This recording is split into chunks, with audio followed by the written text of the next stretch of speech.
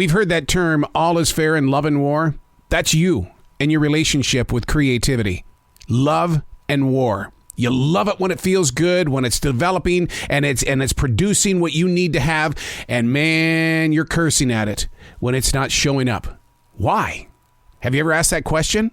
Unplugged, because we will always say yes to creativity, totally uncut, because we all make mistakes. So turn it into a tool. This is Arroe Unplugged. Making the decision to set words on a page. I think I need a sip of coffee before we jump into this subject. Yeah, hot coffee. Making the decision to set words on a page. I mean, we make them all day. We text them to family and friends and have no problem pouring these words into a smartphone conversation. But it's not your words on a page. Not always pretty. Too honest or incredibly hidden away. Words on a page, that's what we're talking about. Hidden speak versus actuality. The confidence to be open, or the one filled with fear based on getting caught. A friend said to me yesterday that my daily writing means absolutely nothing to him. He wants to record the physical conversations, to step into the deeper path of a radio performer that lived out the success of radio for all sides from 1979 to 2016. Then it became customary inside the ranks of radio to release your teams. The most talented players of all time, no longer safe. They were terminated. And this guy believes there's a story there. But I've got words on a page. He doesn't want words on a page. He wants to record the emotion. Hey, it's Arroe. This is the Daily Mess, a chronological walk through an everyday world. I am a daily writer. I listen to the universe, and we bring subjects to the page so that we can have a conversation, so that we can build upon the emotions that are set free. And as much as I pour my thoughts onto that page, what you don't feel is the depth of the page after the writing nib has been there. This is the Daily Mess. You can see sips of spring popping up on lawns and on this forest floor. As a realist, I'm not sure I trust where we stand right now. Mother Nature isn't always on our side. I mean, the power of the universe can instantly invite waves of brutal cold on days when you are sporting a new collection of springwear. Personally, I pay close attention to the rising flowers and the scent of fresh leaves on a tree. Do they too become disgruntled when the air in the atmosphere snaps? They have no voice, no way to communicate, unless you're a tulip. Those bright yellow tulip petals screaming out, "We've got this!" Sips of spring, so early. The best thing is to find the reason to listen, because there's always chatter in the air. Catch a conversation with the pace of a slow-moving stream. What? What does any of this mean? We go from putting words on a page to talking about an early spring that you don't trust? Well, it's like summertime.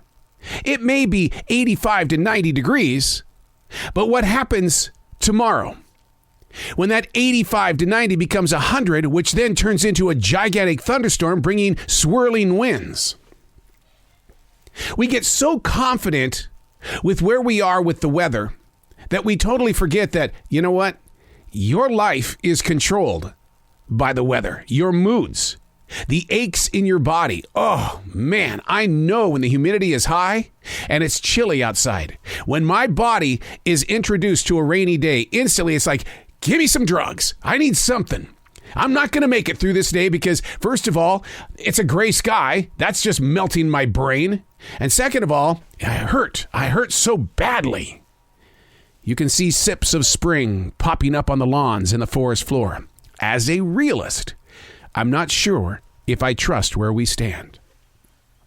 In your personal life, where you are right now, not where I am, which just happens to be February 10th, 2023. Happy birthday to my oldest brother, Teddy. But where you are, how has it changed? Because they're saying that we've got these blistering cold temperatures these days, and yet they say it's the greenhouse effect, that climate control is out of control. How is it possible? But then when you start doing the research and you start understanding the after effects of why it's possible and why it's happening, then that develops a new argument to start saving what we're so willing to give away.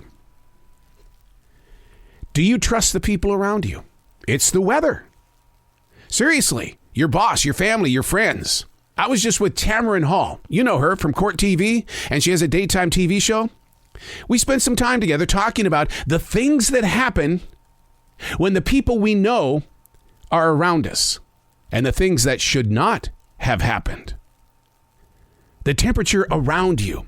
Look at everything and don't be judgmental, but somewhere in them and in you, there are questions and they need some answers.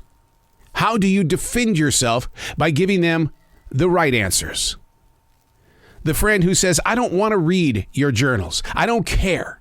What I want to do is I want to capture your voice. Have you done any of that? Anyone in your family? My mother is gone, but I'll tell you what happened though during my 43 years of broadcasting. Every time I got my mother on the phone, I recorded those conversations because I knew one day that weather system was no longer going to be with me. How are you capturing your seasons, your moments? Preachers talk about it all the time. We're in a season right now. We need to become stronger, have some belief, faith, do some more outreach. Your season. Do you have flowers? The scent of popping leaves on a tree? Are the birds singing? Or is it a thunderstorm? You've got to be heard. I say put it on paper. Those around you may want to have a conversation. It doesn't matter. Just get it out. I'm Arroe, and that's the Daily Mess.